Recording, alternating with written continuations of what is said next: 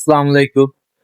প্রিয় বন্ধুরা, নিজেকে মালদ্বীপ প্রবাসী হিসাবে অনেকটা লাকি মনে হচ্ছে।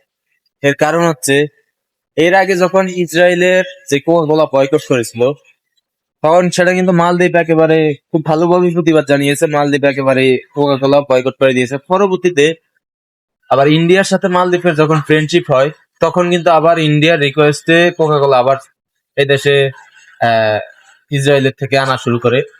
এখন যখন ইরানের সাথে যে যুদ্ধটা হচ্ছে, এই যুদ্ধের কারণে একেবারে মালদ্বীপ সম্পূর্ণ ক্লোজ করে দিছে। ইসরায়েলের সাথে সম্পূর্ণভাবে কোনোভাবেই তারা কার্যক্রম করবে না।